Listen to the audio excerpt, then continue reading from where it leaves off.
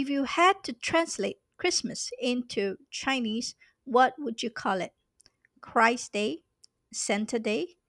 Neither one made the cut. Instead, it became Shèngdàn. It is one of the smartest translations ever created. Let's break it down, character by character. Let's break it down. Sheng means holy or sacred. Dan means birth. So Christmas in Chinese is literally holy birth, not Christ's Mass, not Santa Day, just holy birth. But here's the twist. Where did Christ go? Did Chinese just forget Jesus? To crack this, we have to go back more than 400 years when Western Christian missionaries, especially Jesuits like Matthew Ricci, Kee-lee-sz-mah-sz, arrived in China. They weren't just entering a new country. They were engaging with one of the most advanced and intellectually sophisticated civilizations in the world. Their mission was clear to share Christianity, but they faced a huge challenge: language. How do you translate core Christian concepts into Chinese, a language with no biblical tradition, no shared religious vocabulary, and a completely different cultural framework? They quickly realized that simple sound based translations wouldn't work. Something like Kee-lee-sz-mah-sz would carry no meaning for Chinese readers. So instead of forcing foreign sounds into Chinese, Ricci and other missionaries made a strategic choice: translate ideas, not just syllables. Rather than inventing entirely new religious terminology, Ricci searched for existing Chinese concepts that could carry Christian meaning.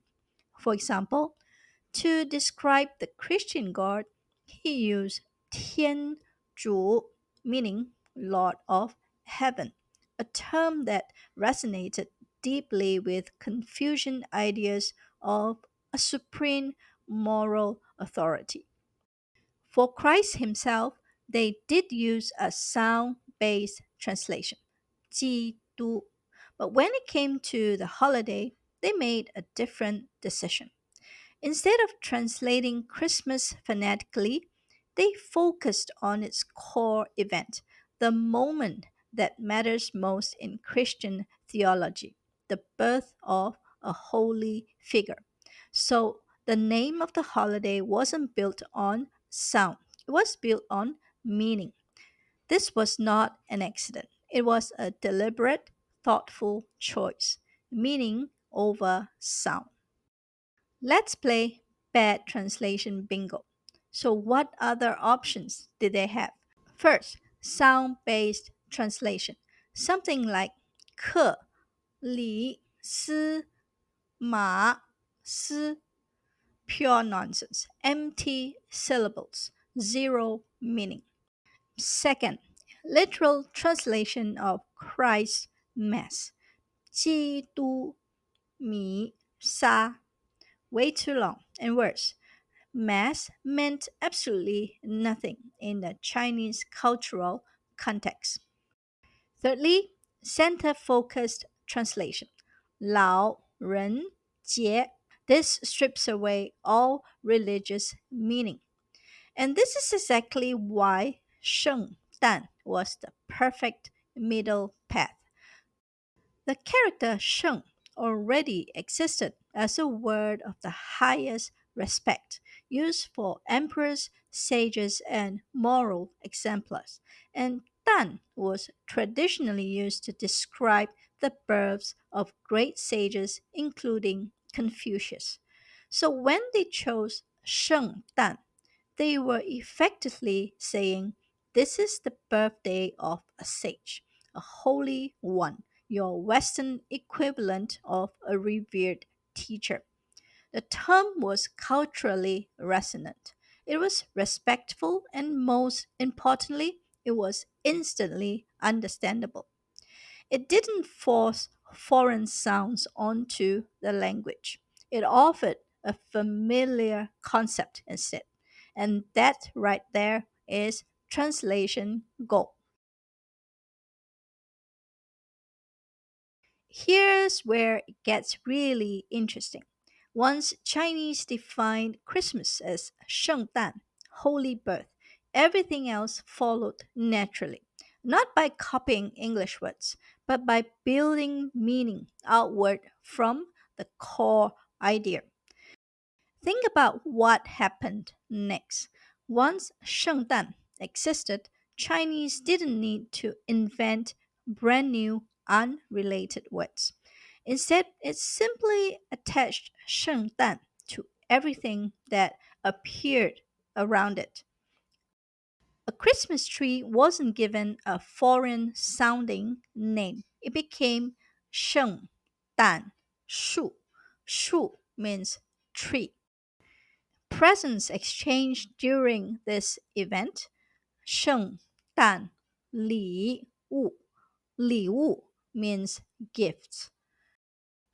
And gatherings, dinners, and celebrations, 圣诞派对. 派对 means party, a party defined by the 圣诞. Once you see this, 圣诞 stops feeling special because Chinese does this all the time. This is how the language works. It builds meaning using what it already has. Think about it. A computer is 电脑, literally an electric brain. A movie is 电影, an electric shadow. A telephone becomes 电话, electric speech. 话 means speech. Different objects, different functions, but all of them share 电, meaning electric. These aren't copies of English words. There are reconceptions, and 圣诞 works the same way. It's not a borrowed word. It's a conceptually imported idea. So the next time you see 圣诞快乐, you're not just reading Merry Christmas. You're looking at a 400-year-old bridge between cultures, a two-character solution to a massive translation problem. A word smart enough to hold both a silent night and a jingle bell rock. It's not something else, it's quite possibly the perfect translation. Now I'm curious, what's your favorite Chinese loanword translation? Let me know in the comments. And if you learned something new today, give this video a like. It helps more people discover these hidden language stories. Thanks for watching. Merry Christmas! 圣诞快乐!